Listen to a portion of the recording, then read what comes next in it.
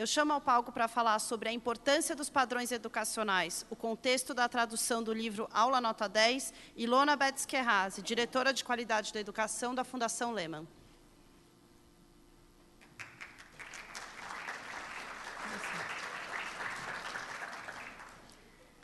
Bom dia, mais uma vez, para vocês. Eu agora, na primeira vez que eu me dirigi a vocês no seminário, o seminário não tinha sido aberto oficialmente ainda, então eu não podia me dirigir, digamos assim, oficialmente. Então eu queria formalmente dar bom dia, agradecer a presença de todos vocês aqui. Agradecer, em primeiro lugar, o Conselho da Fundação Lehman, cuja generosidade permite que a gente possa estar aqui apresentando para vocês esses conteúdos e essa possibilidade de interação. Eu achei muito interessante, é muito bacana a gente ver a reunião, o fórum da Undime, né? Então vocês interagindo, ganhando força.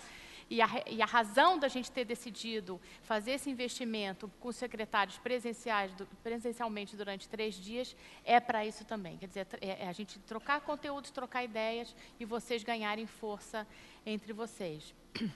Obviamente, queria agradecer a Undime, parabenizar a diretoria da Undime, que foi reeleita ontem, dar os parabéns oficialmente, agradecer a parceria, que já são 3 anos, a gente já está, todo mundo ficando meio amigo, né? A gente já está íntimo, daqui a pouco a gente vai escovar os dentes aqui aqui na recepção, né? Já estamos, de tanto que a gente convive.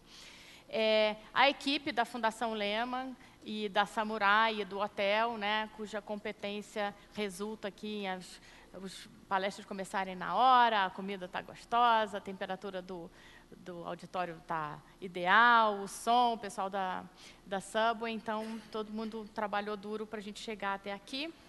Aos palestrantes, aqui na figura da professora Marisa Abreu, que vem de longe para falar com vocês. É muito importante que as pessoas se disponham a vir aqui encontrar com vocês, e a gente agradece também.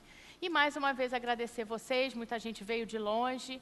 A gente sabe que é um investimento do tempo de vocês, mas que a gente está tentando criar essa tradição de iniciar o ano letivo com uma reunião dos secretários, e aí é importante que sejam os titulares da pasta, porque vocês vêm aqui, interagem, e com essa tecnologia, a gente conseguir botar os filmes e as apresentações no site,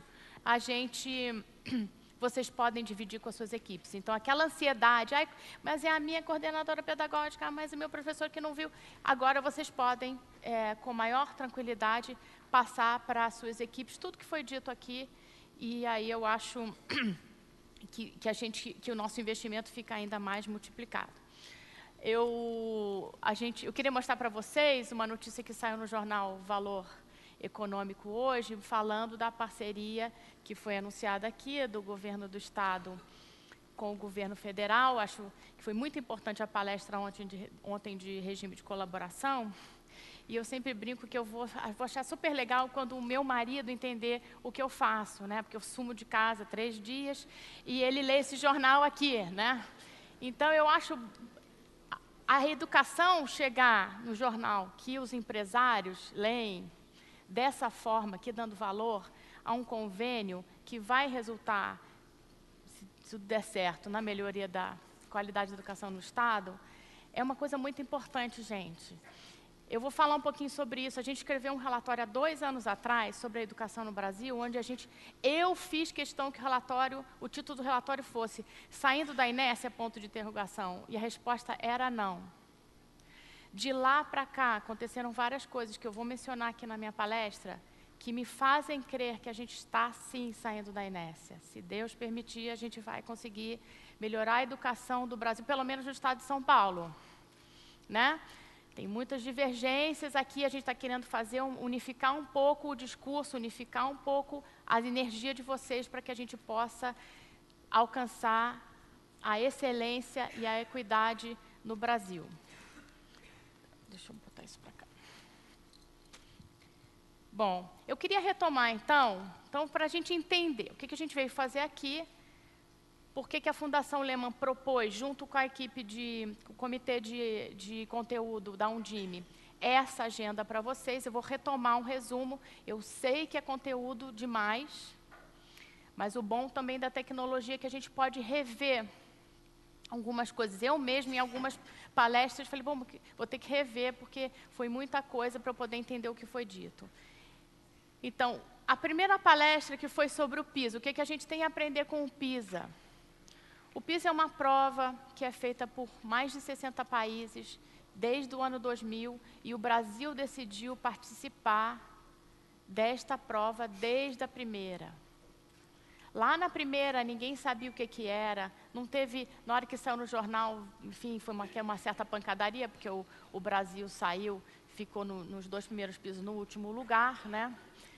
O governo tomou muita pancada, mas foi uma decisão super importante, custa dinheiro para participar, e o governo decidiu aumentar a amostra brasileira para que a gente pudesse fazer inferências estatísticas sobre os estados. E foi com esses números que a Paula produziu a palestra dela. Foi um investimento muito grande do governo brasileiro, e a gente está agora, o relatório do PISA de 2009 é desse tamanho, não tem em português, e o que a gente fez é traduzir o sumário executivo do capítulo 4, que é o capítulo que fala do impacto dos achados do PISA nas políticas públicas, que foi o que a Paula apresentou para vocês. Vocês não teriam oportunidade de ter isso se a gente não tivesse feito essa tradução, porque não foi possível ainda para o governo brasileiro fazer isso, mas a gente acha, é tão rico o material que a gente queria que vocês, como gestores e formuladores de política pública nos seus municípios, tivessem acesso a essa informação. Tá? Então, vocês receberam um resumo traduzido do capítulo 4 e a gente vai ir soltando mais desse material nos nossos canais que eu vou falar aqui.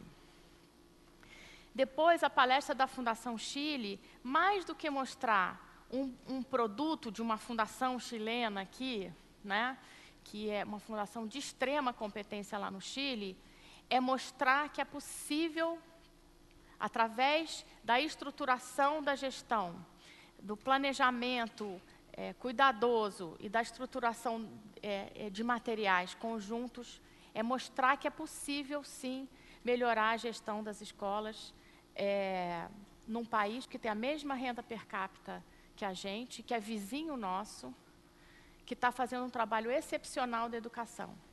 Então, esse material já existe, parte desse material já existe traduzido em português. A gente também está conversando com a Fundação Chile como é que a gente faz para deixar isso disponível. No site da Fundação Chile tem espanhol, a gente teve essa preocupação de visitar o Chile, visitar Portugal, para tentar quebrar a barreira da língua, coisas mais modernas, coisas mais atualizadas, onde quem não fala inglês possa ter acesso, porque o espanhol às vezes fica mais fácil e o português de Portugal, embora bastante enrolado, também dá para entender e dá para vocês se apropriarem desse conhecimento. Então, a gente já falou aqui várias vezes, todas essas visitas que a gente fez, a gente ficava muito angustiado. Como que a gente traz para o Brasil, né? Como que a gente vai levar para os nossos secretários de São Paulo, com quem a gente trabalha o ano todo, como que a gente vai levar esse conhecimento? A gente ficou bastante preocupado com isso. Então, trazer a Angélica aqui teve essa ideia. Compartilhar uma visão da solução que é possível. É possível, mas dá um trabalho danado, vai dar trabalho para todo mundo, e a gente está aqui para fazer esse trabalho junto com vocês. O regime de colaboração, eu acho que essa notícia aqui que eu mostrei diz bastante, quer dizer, também vai trazer muito trabalho, também não é fácil, sempre tem visões diferentes, ideologias, políticas, partidos, etc., mas tem um aluno lá na sala de aula. E é essa quebra de paradigma de que a gente vai agora no Brasil olhar primeiro para o aluno na sala de aula, para depois acomodar a política, que eu acho que pode ser que esteja mudando, não tenho certeza ainda.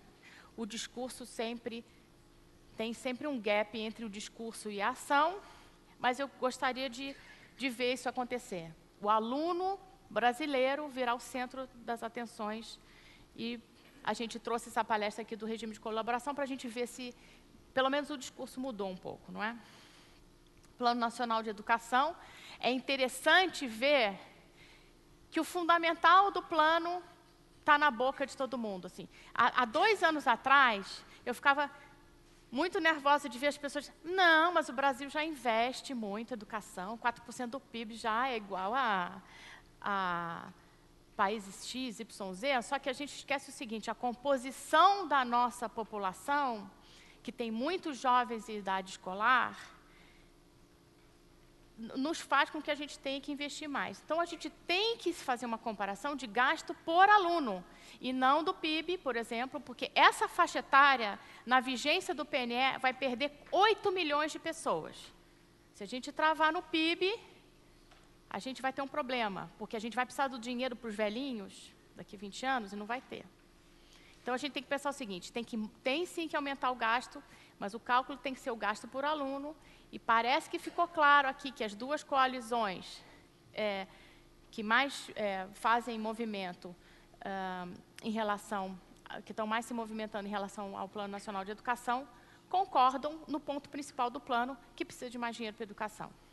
E o ministro Fernando Haddad deu uma entrevista na semana passada, fazendo um questionamento que eu julgo um questionamento digno de um ministro. A sociedade brasileira vai ou não vai abrir mão desses 80, 90 bilhões anuais que precisa pôr na educação, fazer escolhas e pôr na educação? Essa pergunta não é o ministro que tem que responder. Ele, como ministro, tem que fazer essa pergunta para que a sociedade responda o que vai querer. E a gente, né, tem que fazer a pressão aqui do nosso lado. E depois a gente teve a palestra da Gabi, né, com a avaliação dos professores. A gente acha que isso também é uma outra quebra de paradigma que pode responder à pergunta se a gente realmente está saindo da inércia e se o Brasil realmente está no caminho de melhorar a educação que dá para a sua população. Bom, eu vou então apresentar rapidamente o trabalho da Fundação Lehman, para que vocês entendam como que a gente chegou no LEMOVE, né? Como que a gente chegou aqui nesse seminário, mais ou menos já expliquei, como que a gente chegou no LEMOVE. Bom, então vou explicar brevemente a atuação da Fundação Lehman na educação. Opa. Primeiro aqui eu queria apresentar nesse slide um resumo dos 5 pontos da agenda institucional da Fundação Lehman na área de educação. Para que não tenha dúvidas. A Fundação pensa isto ou aquilo. Então, os nossos 5 temas estratégicos são esses que estão aí. E para cada um, eu queria deixar bastante claro qual é a nossa visão. Nós defendemos um currículo, e eu queria dizer uma outra coisa. A gente não tem opinião pessoal.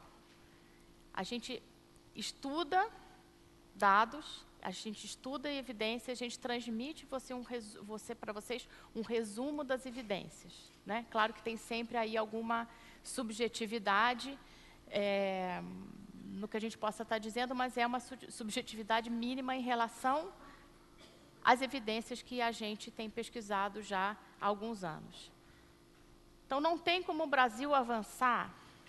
Quando a gente fala avançar, não é a gente olhar para trás, frente àquilo que a gente não fez nos últimos 500 anos e achar que está indo bem.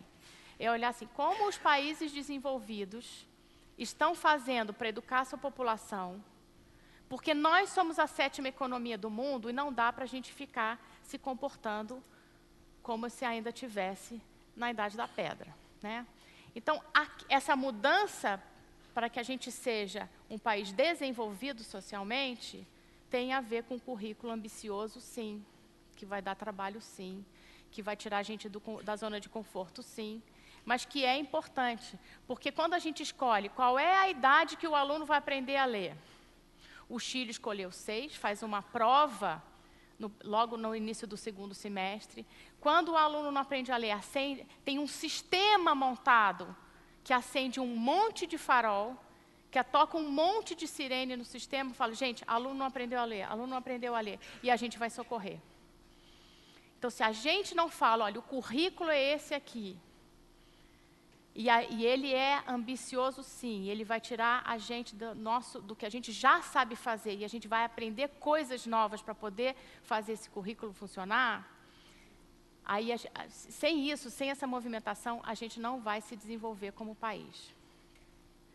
Então, é um alinhamento com os países desenvolvidos que a gente propõe. Não é a gente olhar para trás e falar, melhoramos. É olhar para frente, tá?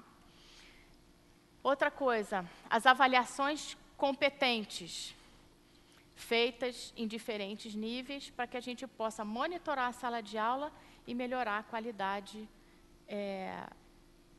instrucional das nossas salas de aula, né? Uma outra coisa que é importante, quando a gente fala de avaliação, isso foi dito ontem aqui na palestra do PNE, pela Priscila, né? A avaliação é a garantia do controle social, do direito à educação. Então, ela ajuda para o sistema funcionar melhor, e ela ajuda a gente a garantir que o aluno está tendo o seu direito atendido. Então, nós temos, sim, que ser muito competentes na avaliação dos nossos alunos em todos os níveis, no nível nacional, no nível internacional, e também nós temos que desenvolver a competência interna das escolas e das secretarias na avaliação do dia a dia do aluno, para que a gente possa tomar as providências necessárias quando o aluno não está aprendendo. E isso está no livro do Lemov. Então, já o primeiro gancho aqui, o Lemov também fala na importância da gente ter um padrão alto de expectativa com os alunos, que você tem que monitorar se o aluno que está lá no fundo da sala, o aluno pobre que vai para o fundo da sala, está nada mais, nada menos do que fazendo uma estratégia interna de se manter isolado de uma coisa que ele não entende, que ele acha que ele não faz parte. Se vocês, como professores, não quebrarem essa estratégia, vocês estão aumentando o fosso social, ajudando a manter o fosso social que existe no Brasil. Outra coisa que a gente defende também, o equilíbrio inteligente entre autonomia e responsabilização. A escola não vai bem, pancada na escola. A escola vai fazer tudo o que quer, não dá satisfação para ninguém. Não é isso. Nós temos que remontar os nossos sistemas educacionais de forma a que a escola seja uma unidade que toma decisões pedagógicas para cumprir um combinado que, se tudo der certo, vai ser nacional, de um currículo altamente ambicioso, mas que no dia a dia o diretor tem que ter alguma autonomia que seja para ele poder tomar decisões pedagógicas com a sua equipe. Para isso, ele precisa de um monte de coisa. Ele precisa de apoio logístico, ele não pode ficar se preocupado se a pia está entupida no banheiro, ele tem que estar preocupado com a equipe pedagógica dele. Então, a gente está vendo muito movimento assim, de autonomia, dar o dinheiro para o professor economizar a conta de luz, né? Paga a conta de luz, paga o telefone, porque aí a gente economiza, porque mulherada que sabe ser mão de vaca, a gente economiza o dinheiro, tem que tomar conta das reformas, tem que fazer tudo e acaba esquecendo o pedagógico. Então, é importante que a autonomia para fazer o pedagógico de alto nível acontecer no nível das escolas. A garantia dos melhores profissionais em sala de aula, carreiras exigentes, remuneração condizente e rígido código de conduta. A professora Marisa Abreu vai falar sobre isso na próxima mesa. Eu não vou me estender muito, mas quando a gente fala de valorização do magistério, não dá para falar sem pesar duas coisas.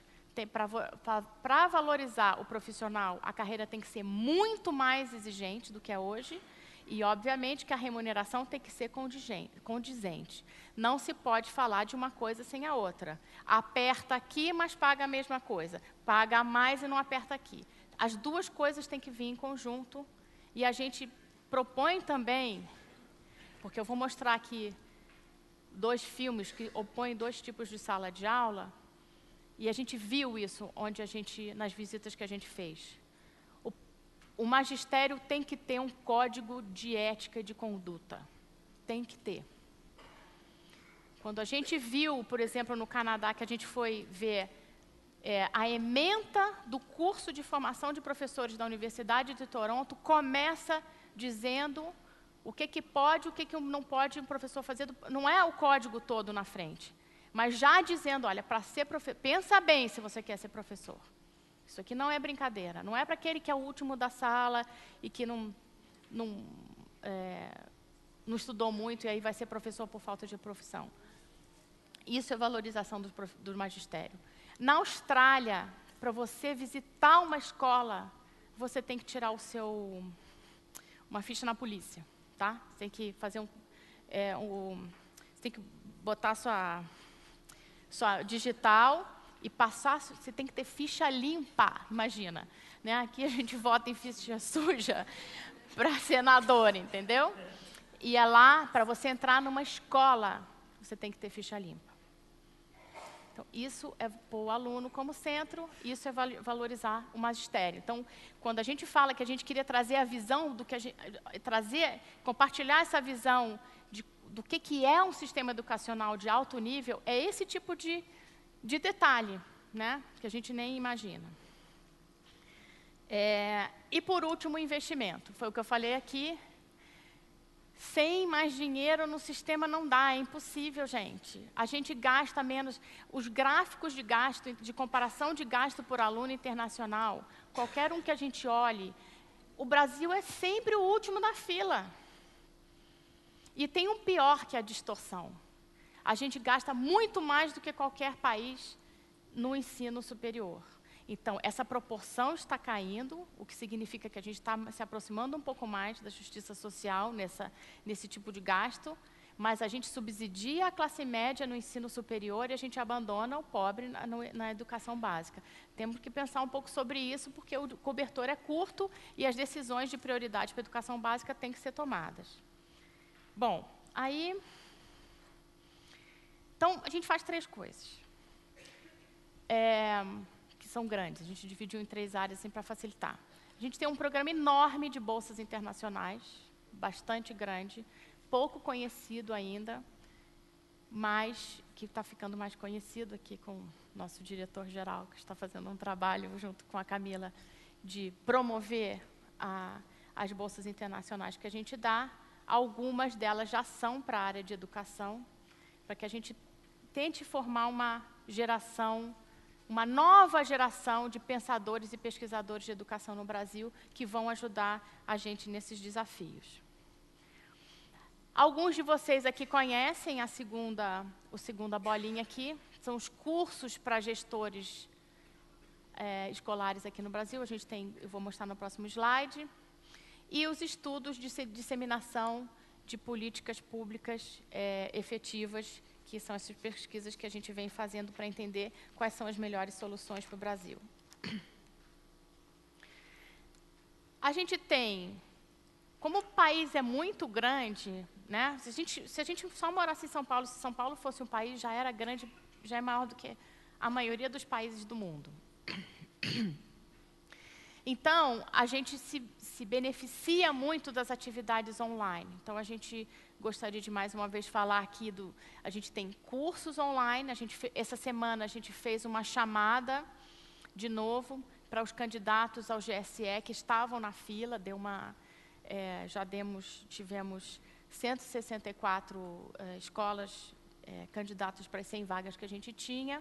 A gente tem, esse ano, 250 vagas na Secretaria Estadual e 150 na Municipal de São Paulo, e mais sempre no interior. E a gente, já agora, no início do ano, está fechando essas vagas. A gente tem mais de 1.500 diretores formados. Esses diretores respondem por mais de 900 mil alunos por ano.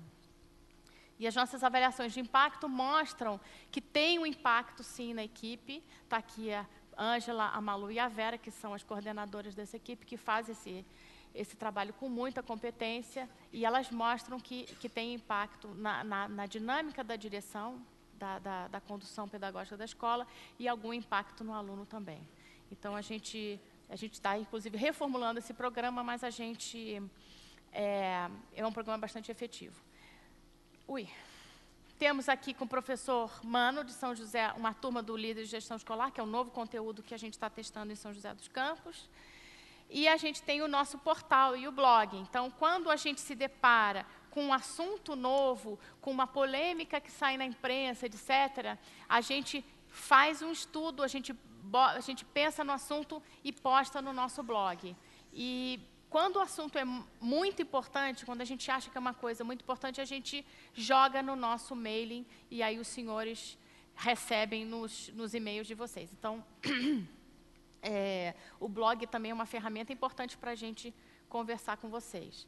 E as atividades presenciais, né? O MBA, tem uma turma aqui eu vi, olha, nossas alunas aqui que estão fazendo MBA aos sábados, lá na IMB Morumbi, lá em São Paulo. Os seminários para secretários, os seminários abertos ao público. Semana passada a gente fez o lançamento do Lemov lá em São Paulo. Publicação de relatórios e pesquisas e tradução de bibliografia. Então, vou mostrar rapidamente aqui. Isso aqui é o mapa de São Paulo e o pessoal que está já trabalhando com a gente no GSE, no LGE e nas 2 primeiras turmas do MBA. Acabamos de montar a 3ª agora. Esse é o nosso site, ele foi reformulado esse ano. E aí todos os filmes, ou dos nossos seminários, ou de, por exemplo, Camila faz uma viagem, alguém visita de fora, a gente tem alguma coisa interessante.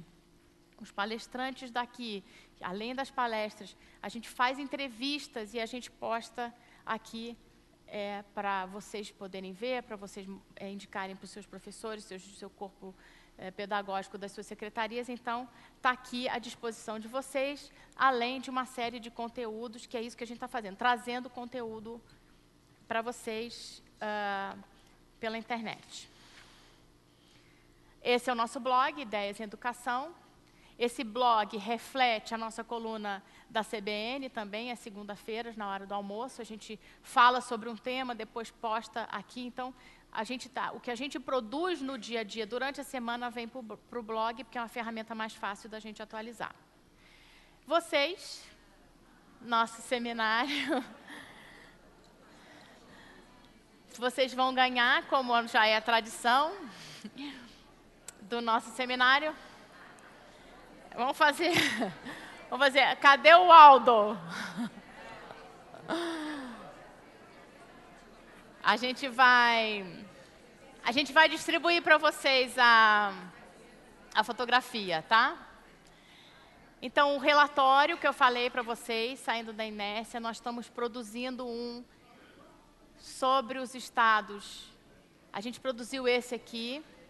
Quem leu esse relatório aqui? Muito pouca gente. Alexandre não conta, a equipe não conta, secretária. Vocês que estão fazendo MBA, vocês leram. Ok. Gente, esse relatório, ele é muito interessante, por exemplo, para vocês explicarem um pouco para a educação, que é para quem não é da área. É interessante. E agora a gente está fazendo um no mesmo formato para os estados mais ricos da federação, e a gente já viu os dados. E é aflitivo, porque os 5 estados mais ricos do Brasil têm 50% da matrícula. E os resultados desses estados são muito ruins, são assustadoramente ruins. Então, a gente realmente tem que se movimentar para fazer isso melhorar. Bom, aí o que a gente percebe? Algumas das coisas que a gente quer dizer para vocês, né, para os educadores brasileiros, obviamente, a maioria das coisas, alguém já disse, alguém já sistematizou, né? Alguém já pensou. Então, só que pensou em outra língua, de uma maneira geral. Em geral, pensou em inglês. Aí a gente está traduzindo alguns livros, porque é importante a gente trazer para vocês. Então, a gente traduziu a Vantagem Acadêmica de Cuba, que foi uma pesquisa que comparou Cuba, Chile e o Brasil. Como é a sala de aula em Cuba, no Chile e no Brasil? Adivinha quem tem a sala de aula mais bagunçada? A Paula mostrou isso aqui na pesquisa dela, né? Nos resultados do PISA. A aula nota 10, que é a minha palestra. E esse livro aqui, que aí foi engraçado, porque a minha aposta foi: quem sabe eu acho alguma coisa lá em Portugal. Eu sou casada com português, então eu fui para Portugal no final do ano, eu fui numa livraria, trouxe uma pilha de livros, falei, bom, quem sabe eu trago uns livros de Portugal, né? Combino com uma editora que tem lá em Portugal, que também trabalha aqui no Brasil, que é a editora Leia. Quem sabe a gente traz, e aí não tem a tradução, e a gente vai trazer um monte de livro, não sei o quê, aí você começa a ler o livro em português de Portugal, não dá para entender. E aí a gente teve que fazer uma adaptação do texto. Mesmo do português de Portugal, a construção é muito diferente, fica muito ruim de ler. Então, se você quer fazer um treinamento com o seu pessoal, então esse livro aqui é um livro bastante interessante, ele complementa o Lemov. Ele faz o livro lá em Portugal, ele funciona assim, ele tem a parte da frente e a parte de trás. Está em espiral, que é para vocês poderem, é um livro de trabalho, é um manual de trabalho. E ele tem uma revisão bibliográfica da teoria para justificar as soluções práticas que ele dá para a sala de aula. É muito interessante o livro também. Custa meio caro, fora daqui. A gente conseguiu, porque o livro foi lançado na semana passada, então a editora está vendendo a R$45, mas aqui está vendendo a R$30, então se vocês puderem comprar aqui, eu recomendo. A gente não tem, é importante que vocês saibam o seguinte, a Fundação Lehman, como ela não tem ainda um CNPJ brasileiro, a gente não tem condição da gente editar os livros.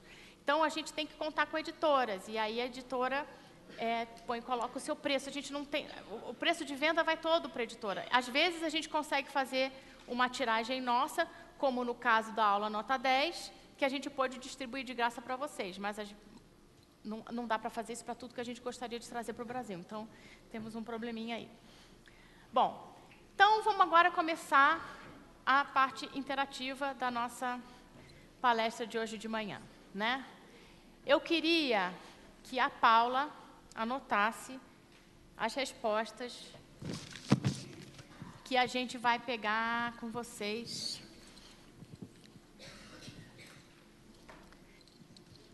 sobre as impressões do filme O Ensino-Aprendizado. Quem viu os filmes que nós passamos aqui nos intervalos? Oi. A legenda estava ilegível.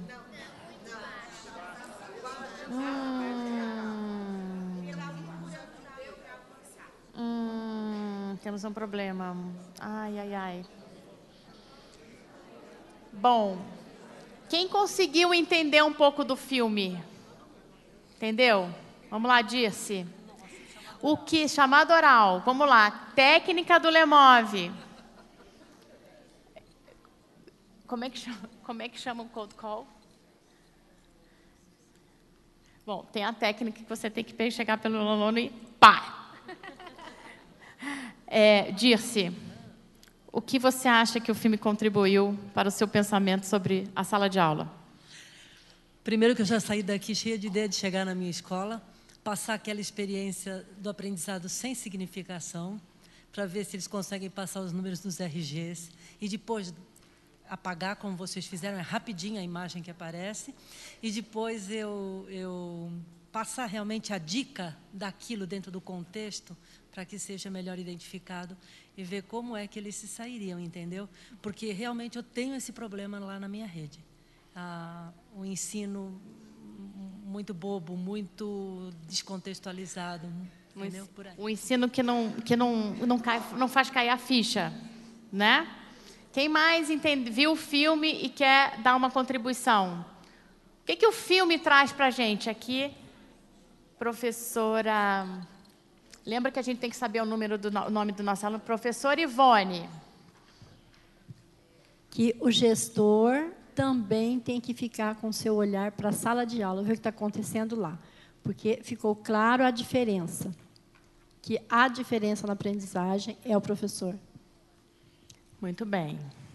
Os 3 níveis dos professores, né? Mano, viu o filme?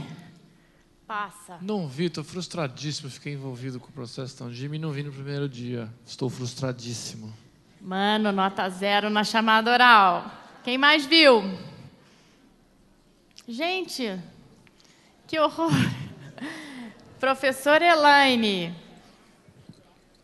Muito interessante, porque o professor constrói o conhecimento junto com o aluno. Ele faz perguntas que o aluno vai respondendo e vai construindo junto. Ela não chegou lá e começou a passar o conteúdo. Todos foram passando, passo a passo, todo mundo participando. Então, acho que isso que faz a diferença. É verdade, é o nível 3 dos professores. Alguém aqui viram um filme e não conseguiram ver a legenda?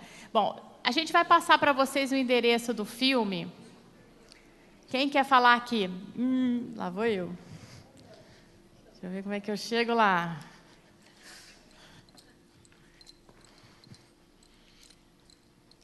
Professora Neuza. Bom, o que eu vi no filme é que estas coisas estão acontecendo e nós já temos acesso a isso. Então, a gente está cansada de ouvir falar, olha, tem que partir da realidade do aluno, tem que entender como é que o aluno pensa, o professor tem que ser aquela mola propulsora. Mas o filme mostrou de uma forma didática, rápida, que ficou fácil para todo mundo entender o que é esse trabalho pedagógico que a gente vem vendo em todos os livros. Que, na verdade, desde a década de 80, nós estamos falando Piaget, e como eu sou dinossauro na educação, eu tenho que falar da era jurássica, né? E desde 80, a gente vê falar disso. Olha, em 1980, começou um trabalho na rede estadual da Emília Ferreiro e não sei o quê. Então, é isso. Mas a gente não consegue fazer essa transposição do que a gente está ouvindo para a prática na sala de aula. E eu achei que esse filme ele foi assim, muito didático e mostrou de um jeito simples, rápido. Como tudo hoje é muito rápido, se a gente pôr um filme de 1 hora para o professor assistir, depois de 15 minutos ele está lixando a unha, ele está vendo se a sobrancelha está certa, né? Se a unha não encravou, ele olha tudo, menos o filme. Então, com 15 minutos, 20 minutos, que é mais ou menos o tempo que leva o filme, dá para a gente conseguir segurar e depois abrir uma discussão e uma reflexão mais assim aprofundada da prática. Obrigada. É isso, foi por isso que a gente trouxe o filme aqui. Deixa eu ver com a professora Maria Inês, que é dar a contribuição dela também. Eu achei interessante que saber que é possível a gente fazer um aluno mudar.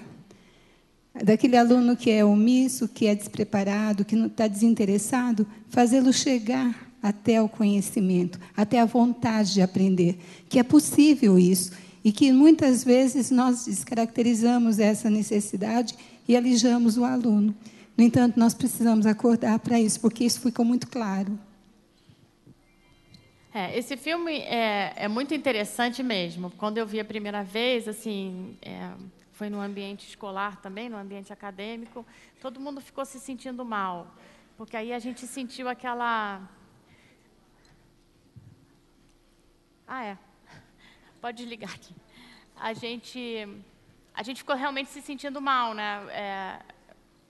Porque a gente realmente separa os alunos. A gente dá aula para quem senta na frente, para quem tem uma mãe que contribui com a escola, para quem tem...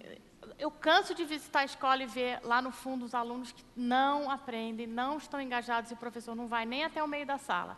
Então, quem teve a chance de ler o Lemov, já que vocês todos receberam? Quem teve a chance de ler? Muito pouca gente ainda, gente. A gente mandou para todos os municípios do estado e a gente entende que pode ter acontecido. O que o Correio devolveu, que me parece que não foram, que teve muito pouco, a gente ligou, confirmou o endereço e mandou de novo.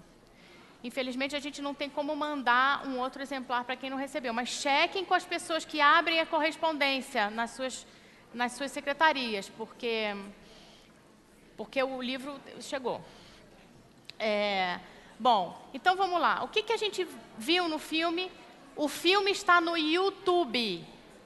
YouTube, youtube.com, tá? YouTube, youtube.com. E no nosso portal, aquele que eu mostrei aqui, já tem legendado, tá? Então, vocês podem passar, o filme foi feito por uma universidade sueca e ele está lá para vocês passarem para suas redes. Então, vamos lá. O nome do filme a gente deu um nome de o ensino-aprendizagem. Se você procurar no YouTube, tá. Teaching, Teaching, Understanding, Understanding. Não tem o título em português, embora tenha legendado. Mas no nosso site já está legendado, tá? Teaching, Understanding, Understanding. Os alunos são diferentes. Isso está no Lemov, gente, também. Nenhum aluno é igual ao outro.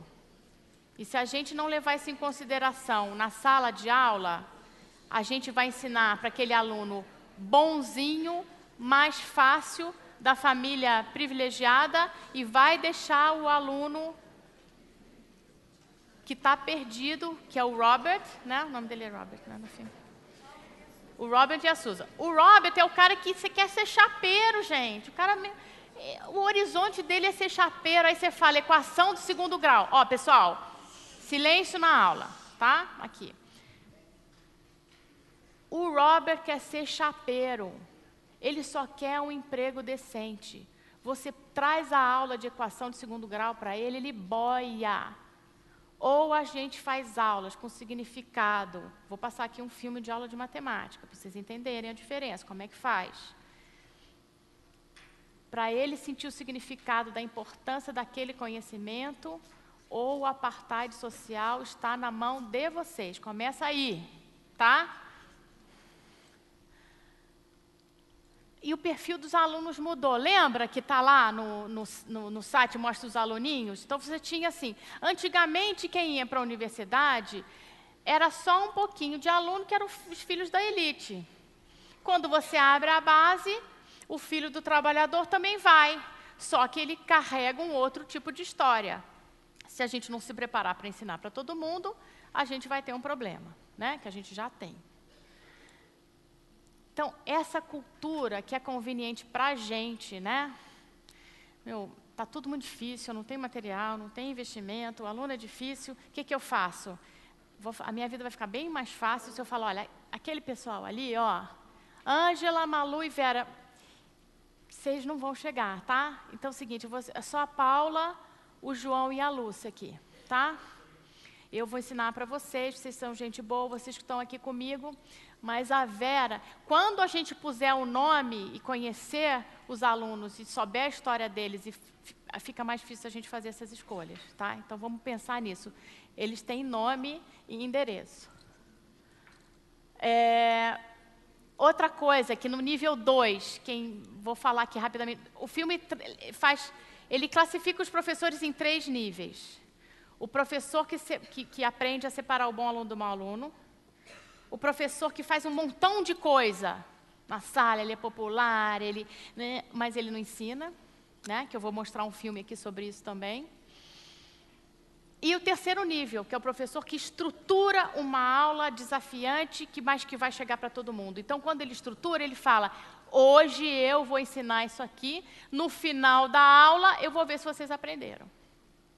O que a gente vê é que as aulas que fazem diferença, está descrito no Lemov também. No final da aula, tem 5 minutos para terminar e checar a aprendizagem para todo mundo. Tem várias formas de fazer isso. Vocês conhecem, vocês são do ramo, mas isso tem que estar estruturado previamente, antes do professor pisar na sala de aula, na hora, né? Então, os 3 níveis de professores, o que classifica, o que é meio o entertainer, showman, showwoman, né? E o que conhece o aluno, estrutura a sala de aula para que todos aprendam. Bom, então o que a gente está propondo? Né? Que a gente quer trabalhar com vocês, a gente tem um monte de conteúdo, a gente quer construir isso junto com vocês. A busca da excelência com equidade. Não adianta ser igual nivelando por baixo. A gente tem que botar lá em cima a nossa expectativa. Todo brasileiro vai concluir o ensino médio aprendendo o mesmo currículo. A gente tem que acreditar que isso é possível. Porque daí a gente corre atrás. Se a gente fala, não, uma parte aprende, outra não, a gente não se mexe, né? Então, para se mexer, tem que entender. Tem muito pouca pesquisa aqui no Brasil. É claro que a gente não vai reinventar a roda da pesquisa aqui sobre o aprendizado, os mecanismos cognitivos dos alunos, né, psicológicos, etc. Mas é importante a gente pesquisar também características sociopsicológicas, econômicas e cerebrais dos alunos brasileiros. Como que ele aprende? Como ele aprende disciplinas de ciências, de matemática e de língua?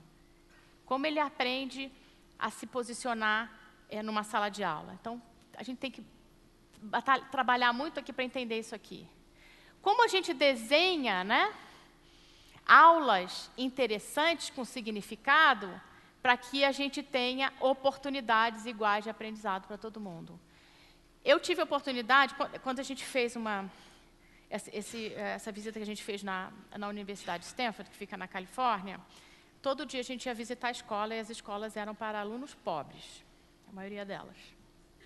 E eu tinha, 2 meses antes, ido visitar uma escola, foi por acaso, eu visitei a escola britânica de Boston, que atende a elite do estado mais desenvolvido, digamos assim, academicamente dos Estados Unidos, que é onde tem um monte de universidade, então é um povo pensante mesmo. Imagina a escola britânica que atende a elite.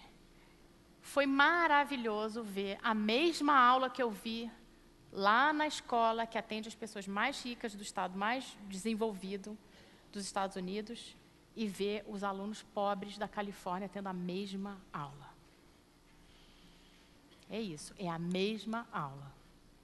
É a mesma coisa que a gente dizer que, por exemplo, a escola mais famosa do Brasil, que tem o melhor Enem, não vou dizer que tem a melhor aula do Brasil, mas a mesma coisa que você dizer... O aluno... Estava conversando com o professor Antoninho hoje. O aluno da zona rural, do professor Antoninho, terá a mesma aula que o aluno do São Bento tem. Que tal? Né? Então, e a gente tem que aprender a verificar, tem que ter obsessão para verificar. E tem que verificar toda a aula. Não é esperar o Enem, não é esperar o Saresp, não é esperar a Prova Brasil, senão não dá. A gente tem que desenvolver a capacidade de verificação do aprendizado durante a aula, a cada mês, a cada bimestre, a cada unidade do conteúdo. Tem que fazer, gente, senão a gente vai falando, mas você sabe muito bem quem não está aprendendo, né? Ao longo do tempo vocês vão vendo isso, mas a gente tem que botar isso no papel para poder se responsabilizar por essa informação, né? Então, isso tudo aqui para a gente correr atrás da excelência com a equidade. Bom, princípios que embasam o livro Nota 10, tá? O livro foi escrito por um professor uma pessoa apaixonada por educação, que viu, acho que 6.000 horas de filmagem de sala de aula. Outra coisa importante para vocês saberem, aqui no Brasil, observação de sala de aula, filmagem de sala de aula é tabu. Nos países desenvolvidos, é o ar que as pessoas respiram na formação de capital humano para a educação. É o ar que elas respiram. Não se supõe formação de professor sem observação estruturada de sala de aula. Não é ir lá e falar, joia a sua aula. Não é isso. Esse ponto aqui, se você dedicasse mais 1 minuto, você conseguia cativar. Ou você ficou muito tempo nesse ponto, para que a pessoa melhore a sua aula, né? Treinamento, como se faz em medicina, como se faz em futebol, né? Mais chuta a bola mais, com mais força. A gente treina alguns profissionais no nosso país, por que a gente não faz com o professor, né? Então, outra coisa. Então, a preocupação dele, ele fez isso porque ele queria mapear as competências dos professores que conseguem fazer com que os alunos mais pobres aprendam, que são os alunos mais difíceis da gente ensinar. Tudo na escola tem que estar em função do aprendizado do aluno. E o uso do tempo é fundamental, gente. Eu sei que vocês, quando lerem, eu e a Paula, a Camila, a professora Guiomar, quando a gente estava fazendo a tradução do livro, a gente falou, caramba, a hora que o professorado brasileiro viu o negócio de cronometrar, passar a folha, o povo vai chiar. Só que o que acontece? Quando você põe na sua cabeça que o tempo de instrução é sagrado, fica óbvio. Vocês vão ver aqui que a gente vai passar eu acho que não vai pegar o filme do Fantástico, mas assim, meia hora. Olha, gente, vamos aqui fazer essa tarefa. Lá vai a aula. Na hora da tarefa, acabou o tempo. Na hora de tirar dúvida, porque aquele aluno lá do fundo da sala que tem mais dificuldade, que precisa daquele tempo daquela aula para fazer a pergunta, ou para a professora chegar nele, já foi. De tanto tempo que se perdeu na hora que passou a tarefa. Então, isso pode soar esquisito quando vocês lerem no livro, mas é isso. É o compromisso com o aluno que regula, né? que motiva essa técnica que ele diz no livro. O bom é o que funciona. Eu acho que vocês vão passar um pouquinho de raiva, porque ele fica falando... o Lemov faz umas certas brincadeiras em relação às teorias pedagógicas, mas ele não desconsidera, senão ele não estava tendo o sucesso que o livro está fazendo nos Estados Unidos, e tem até um certo ciúme com o pessoal da academia americana, tal, mas ele não é que ele está jogando tudo fora, porque o resultado do que ele filmou também é embasado em teoria, mas ele faz uma certa troça, vocês vão ver quando vocês lerem. E a criatividade do professor não é dom, intuição, inspiração. Ele, logo no começo do livro, na abertura do livro, ele fala isso. Um artista, um jogador de futebol, um jogador de basquete, de beisebol, etc., um cantor, treina. Às vezes você tem uma pessoa que tem dom, mas se a gente for esperar os superdotados da comunicação e da educação para educar a nossa população, dançamos. Ou a gente cria essa capacidade de formação de profissionais de educação de alto padrão com aulas estruturadas, com um novo currículo de pedagogia, com uma nova maneira de ver a sala de aula, ou a gente vai ficar achando, não, aquele professor é genial, não sei o quê. Ele é genial porque ele tem um dom? Não, isso se aprende a fazer. É possível aprender a ser um excelente professor. E é o que está no livro e que a gente está querendo falar para vocês, né? Bom, eu queria falar aqui, eu vou falar um pouquinho aqui, eu não vou ficar falando técnica por técnica, mas no capítulo 9 tem uma coisa que eu queria chamar a atenção. Porque até o capítulo 8, as técnicas são super picadinhas, faceizinhas de lembrar. Foi um estilo que o autor escolheu para você lembrar. Porque quando você está discutindo com seus professores, gente, a técnica do deu arremate, né? Então, você já sabe do que ele está falando, né? O posso, né? Então, tem várias técnicas no livro que é para quando você tiver...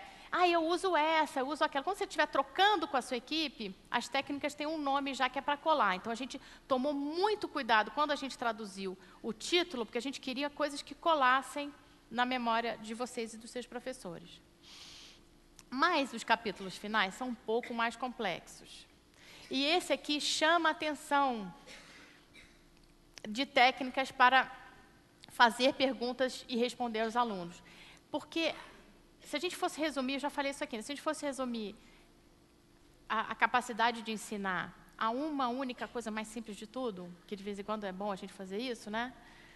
É fazer pergunta difícil. A pergunta, a gente vai aprender, a gente vai fazer com que os nossos alunos aprendam quando a gente fizer perguntas muito difíceis para eles. Porque a gente respeita o intelecto deles e a gente vai fazer as perguntas para eles pensarem. Então, quando a gente fala em aula estruturada, não é o vovô viu a uva, vocês repetem. Não é isso. A aula estruturada é uma aula que propõe perguntas extremamente difíceis, tarefas muito desafiadoras, mas o professor já sabe aquele conteúdo, já sabe mais ou menos o que os alunos vão responder, já sabe que dúvidas eles vão ter, e aí ele se prepara para poder corrigir isso, né? Então, estimular os alunos a realizar a maior parte do raciocínio. A gente vê muito, eu vou chamar a atenção aqui para o filme que a gente vai fazer, a gente vê muito na sala de aula, o material todo que está na parede é só o professor, né? O material é do professor, o que está exposto é do professor. E a Paula mostrou aqui na apresentação dela, né? Os combinados de sala de aula feitos em conjunto dos professores com os alunos e muito do material, trabalho dos alunos que tem o significado para a continuidade da aula, isso está no livro também, para a competência da aula está também. Corrigir um erro, não pode deixar passar erro, porque aquele aluno que está lá no fundo, ele fica confuso. Espera aí, 2 mais 2 é 5, ou não é? Né? Porque quando o professor fala, tudo bem. Tá certo, fulaninho. Né? O aluno responde errado, você fala, tá certo. Não, não está certo. Corrige e passa para frente. Puxar mais, isso é respeito ao próximo, respeito ao aluno. O aluno, mesmo pobre, você tem que puxar mais, tem que tirar dele, porque, né, e fazer com que ele se sinta engajado em te dar mais para a aula e verificar o entendimento, que é o que eu falei aqui. Eu vou apresentar agora 2 filmes, tá? Um bem curtinho, que a gente tirou do Fantástico, que, como eu disse, aqui no Brasil, a observação de sala de aula é um tabu. A gente não tinha filme assim para mostrar para vocês. A gente achou que o CD que vem junto com o livro não era a melhor opção, então a gente vai mostrar para vocês 2 contextos. O contexto quem viu aqui a série do Fantástico, a turma 1019? 1901. Bem pouquinho, bom, algumas pessoas viram. Tá. A gente vai passar um trechinho dessa aula. Essa escola é uma escola que fica na cidade do Rio de Janeiro, que tem aproximadamente 400 alunos do ensino fundamental 1 e 2. Essa série foi feita no Fantástico no final do ano passado, numa turma de 8ª série. Eles descrevem o perfil socioeconômico dos alunos, são alunos de uma maneira geral mais pobres, a escola fica na Tijuca, no Rio de Janeiro, mas numa área cercada por comunidades carentes, então os alunos vêm na sua maioria dessas comunidades, e a gente vai passar esse filme. Por favor, pessoal, o filme da professora do Fantástico. Para expressar melhor os assuntos do coração. Vamos falar de sentimentos. Por estar no ar na sala da turma 1901. Mas será que alguém aqui tem experiência para falar disso? Você tem o amor de pai, de amiga, de irmão. Tem um monte de forma. O amor é sentimento, seja ele falso ou verdadeiro. Adriel concorda com qual agora? Que coisinha. Bobinho. Ele é bobinho ainda, sei. Patrick, tu fica quieto, que tu tá sujo na praça. Fica quieto. Sou inocente também. Tu é inocente também, coitadinho. Malandro é malandro, mano. Muniz, como sempre, tá inspirado. O amor é que nem avião. Tá nas nuvens, daqui a pouco tá vendo o mar explodindo. E tem gente com uma visão ainda menos poética sobre o assunto. Professora, assim, o amor pra mim é tipo um capim, assim, né? Um capim. Calma, você planta, se dedica tudo assim pro capim, aí chega uma vaca qualquer e acaba tudo.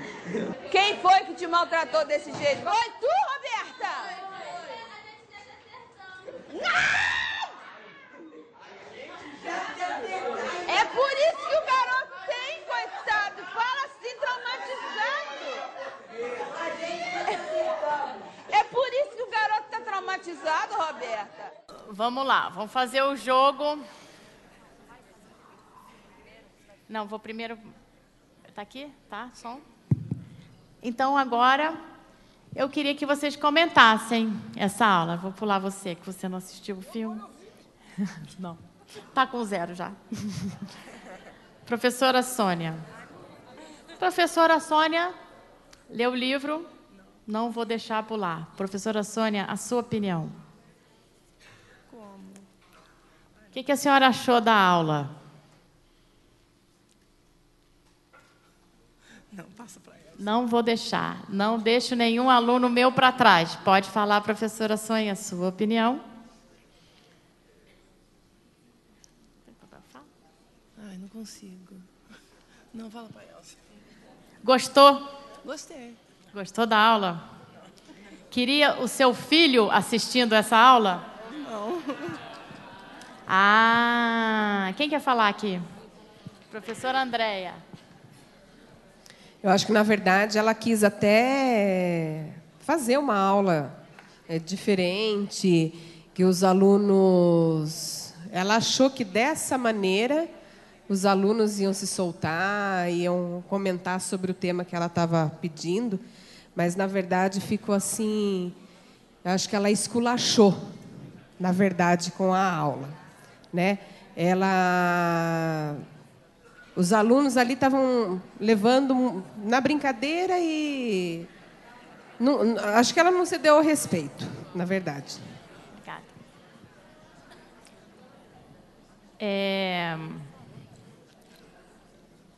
Algum outro comentário sobre professora Miriam? Quer fazer um comentário sobre a aula do Fantástico? Eu não sei se, talvez eu esteja errada, porque eu também sou do tempo da outra, lá do Piaget, de tudo. Eu achei que foi uma interação extraordinária. Ela cativou todos os alunos, ela deixou todos os alunos no contexto. Se ela usou, foi mais vulgar, no palavreado, isso é coisa que se corrige. Agora, que ela puxou toda a atenção, que ela teve entrosamento total com os alunos, eu acredito que essa é a forma correta de se ensinar. Aqui tem um comentário da professora Marinês. Eu acredito que essa professora ela está no nível 2, ela está querendo chamar a atenção de qualquer forma dos alunos, mas a forma que ela escolheu, no meu entendimento, não está correta. Ela não explicou para os alunos qual o interesse que ela tem, qual o objetivo da aula. Ela não os colocou interessados a uma brincadeira generalizada, uma desatenção. E, finalmente, acho que faltou respeito para com o aluno. Alguém reparou a arrumação da sala, a disposição dos móveis da sala e quer fazer um comentário sobre isso, professora Catiângela? Olha, no meu ponto de vista, eu acho assim que o professor hoje, nós temos que recuperá-lo, sabe? O nível que ele se igualou ao nível do aluno. Eu acho que não pode, por exemplo, jamais eu aceitaria um filho meu numa aula daquela. Para começar, eu percebi que ela estava totalmente despreparada, ela usa um linguajar assim muito... É um chulo mesmo. Eu acho que o professor, gente, não é por aí, sabe? Nós temos que nos valorizar mais. E não é por aquele caminho, uma aula totalmente desorganizada, carteiras fora do lugar, sabe? Alunos que falam qualquer coisa. Eu acho que nós temos que mostrar um pouquinho mais de respeito. Mas é porque a gente está comentando aqui das carteiras, porque no livro tem uma coisa importante que eu não consigo fazer aqui. Você tem que conseguir chegar no aluno, em todos os alunos da sua turma, a qualquer tempo. A aula é sua, você tem o mapa da sala de aula. Quando ela permite 3 alunos no meio, ela nunca vai chegar no aluno do meio. Então, se o aluno desengajar, ela não consegue chegar e falar, bem, estou vendo que você não está prestando atenção, mas vai, tá? É super importante. Cleusa. Olhando a aula, me fez lembrar o livro do Paulo Freire, Professora Cíntia Não. Né? Eu acho que essa professora não leu esse livro, porque a gente tem que ter uma relação de professor e aluno. A função da escola é produção de conhecimento. Você pode ter momentos informais, mas não transformar essa informalidade numa relação de uma proximidade que não estabelece o respeito nem entre eles e nem entre ela e eles. Agora, o que me chamou a atenção, o tamanho da sala de aula, mesmo que ela quisesse, Ilona, separar os alunos, ela não conseguiria. Então, aí eu acho que tem uma questão de estrutura. Sequer você tem uma janela que possa olhar o lado de fora, ela é pintada, né, toda fechada, está todo mundo fechado, num mundo fechado e apertado. Os alunos sequer tinham espaço para se movimentar sem que cada um invadisse o espaço do outro. Então, por isso que eu lembrei na hora do professor Cíntia Não. Obrigada. Eu vou passar o outro filme. Faltou só uma coisa. Os erros de português também, da professora. Tu vai, tu fica, não é possível.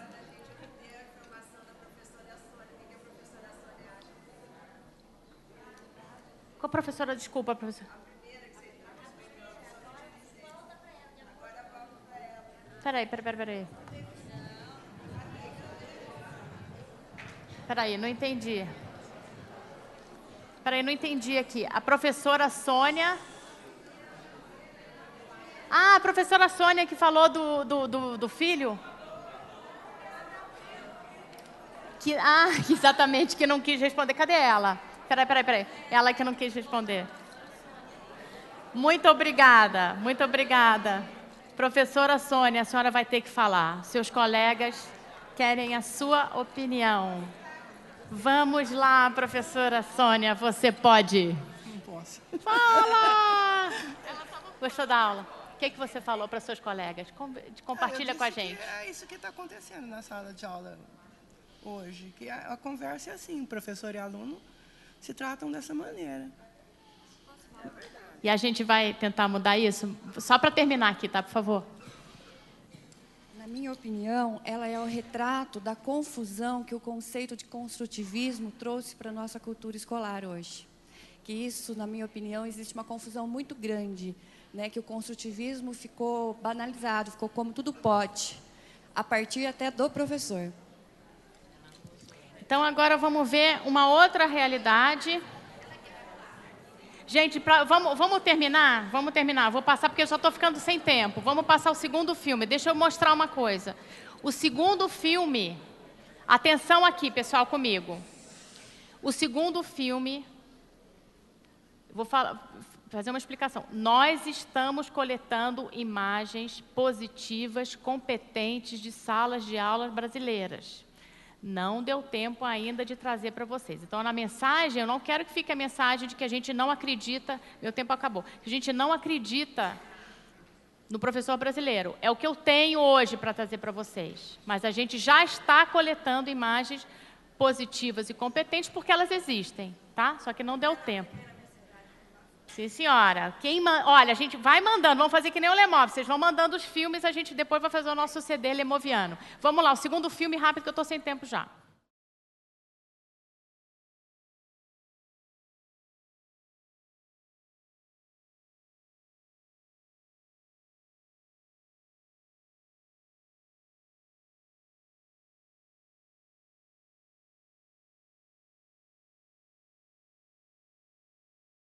Okay, so this is a kind of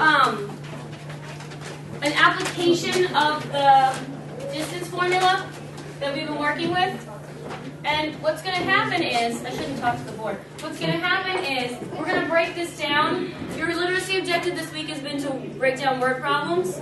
And we've been doing a little bit of that, but I want to do one more before we finish the distance formula for now. So, Lena takes the bus from Mills Market. Why am I reading? Somebody else read. Thank you, Tulane. Lena takes the bus from Mills Market to the candy shop. Mills Market is 3 miles west and 2 miles north of Beldon Park. The candle shop is 2 miles east and 4 miles south of Beldon Park. How far is candle shop from Mills Market? Perfect, thank you. So what we're going to do here, what's the central location? What's the location that both of them are in terms of? Mills Market. London I'm thinking Park. It's the park, right? London Mr. Crowley, did you want to answer? London. So let's make the park 0, 0, okay? And if we're going to go west, which way will that be on the axis? That way. Negative, right? Yep. Okay. If I can get hands, it would be easier, all right? What about 2 miles north? Who can tell me what would do if it was 2 miles? Yep. Yeah, so we're going to go left 3 units and up 2 units to get to, what is that, the market? All right, so let's do that. So this is the market, right? Yep. And if you don't have enough room on your agenda, you can flip it over and do it on the back.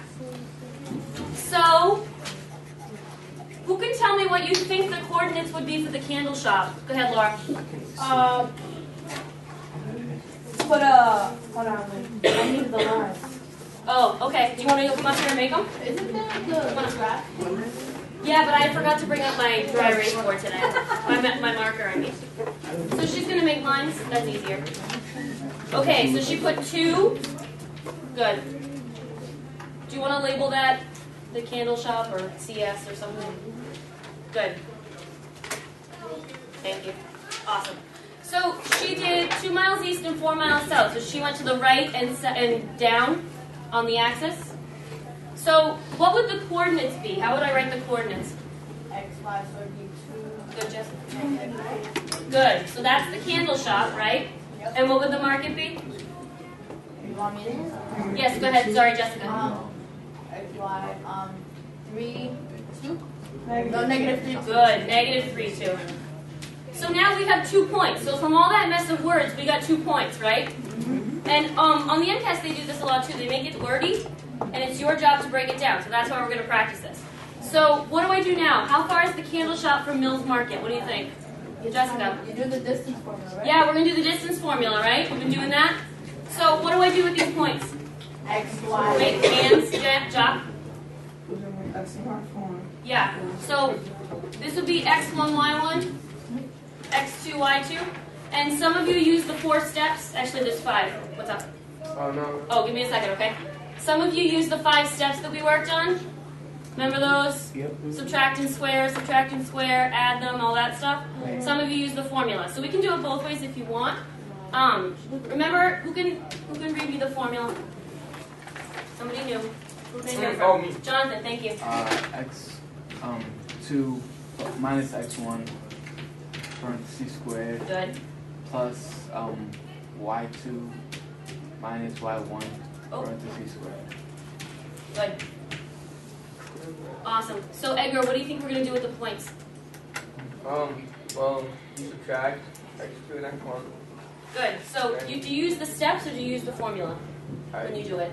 I use the formula. Okay. So what would I write? You want to do it? You want to come up? Oh, yeah.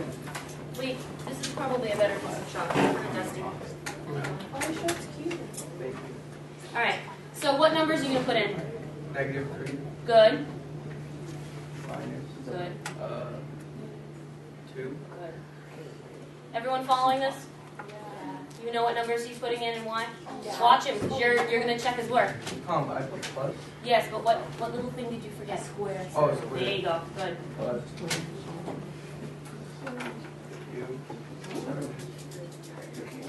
Remember we had this problem yesterday when we forgot minus negative. Some people were putting just minus. Remember this? Perfect. Want to keep going? Finish it up. Negative 3 minus 2 is negative 5. Good. You know it. You don't have to ask me. Good.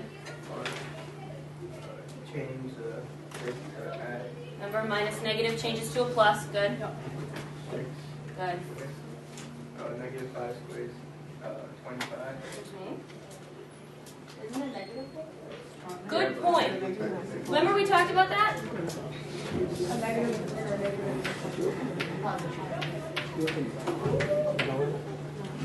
Good. What one thing did you forget to put over that? Good.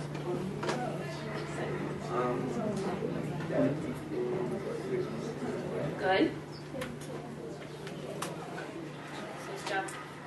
Okay, and then does somebody have their calculator out or near them so we can find the square root of 61 for Edgar? Who do it for me?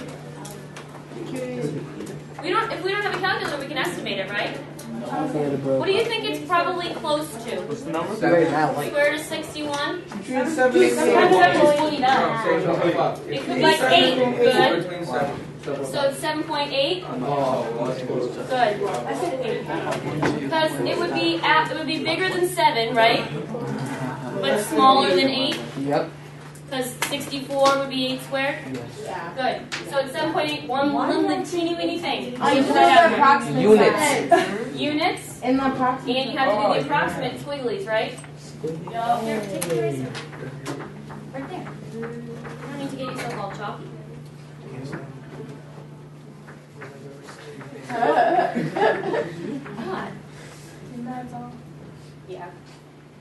I never use the top of the board. Yeah. Remember like the two, what's that called in Spanish? What? This accent. The accent one? Come on, some of you take Spanish, right? No, right? I take Spanish. It's an accent.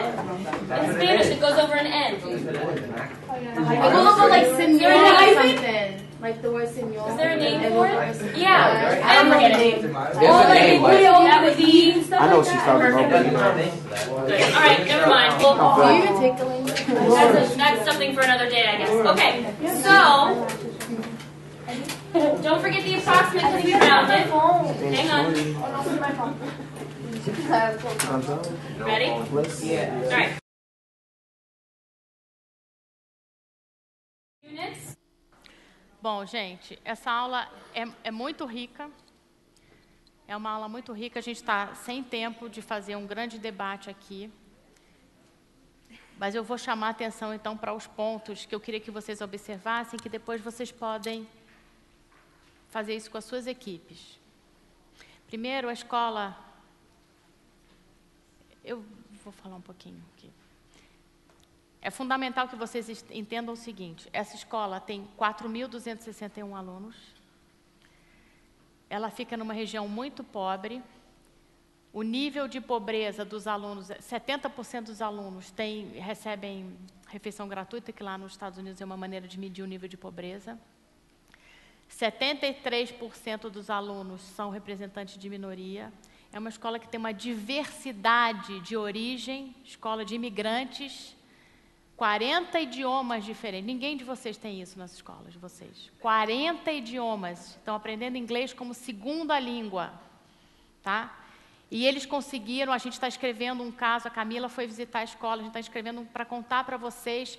A gente fez no final do ano passado, a gente fez um seminário sobre isso, já era muito final do ano letivo, não deu para vocês verem, mas eles fizeram uma grande revolução na escola a partir da leitura.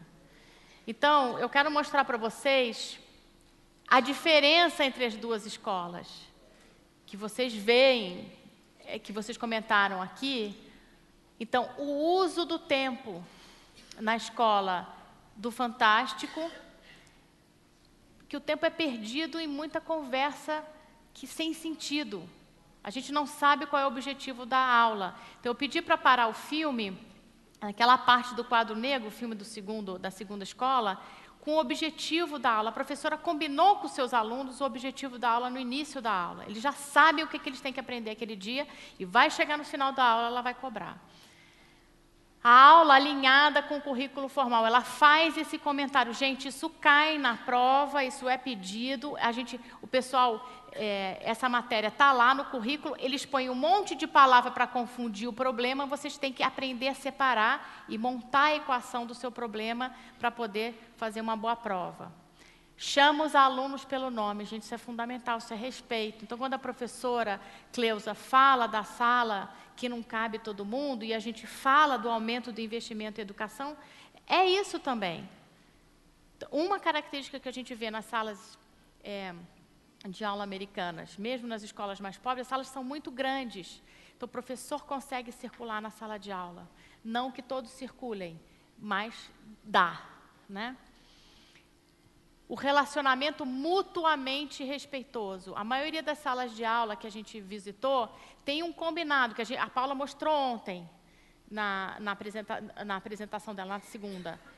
Tem um combinado, eu te trato bem, você me trata bem. Não tem esse negócio de estar no mesmo nível, porque não é o mesmo nível. É um adulto responsável por menores de idade, na sua maioria, que estão ali sob a responsabilidade do Estado. A gente não pode esquecer isso. Ela faz com que os alunos pensem em soluções diferentes, respeita a linha de raciocínio do aluno para que ele chegue à mesma conclusão. É muito importante também que a gente consiga botar isso dentro da dinâmica da sala de aula. E o que tem, não dá para ver muito bem aqui, na internet vocês vão conseguir ver melhor, aqueles quadrinhos que estão em cima do quadro e o objetivo da sala de aula tem a ver com a aula. Não é mensagem de Páscoa, não é mensagem do Dia do Índio, não é florzinha, é o que é relevante para o aprendizado. Isso também está no livro, tá? Então, eu queria... o objetivo dessa palestra foi fazer vocês pensarem nisso. É possível uma sala de aula competente para todos, Isso é o que a gente acredita, excelência com equidade, e que vocês têm capacidade de fazer isso no dia a dia das secretarias de vocês, aquilo que a gente puder ajudar, com curso, com bibliografia, com encontros como esse, a gente vai querer proporcionar.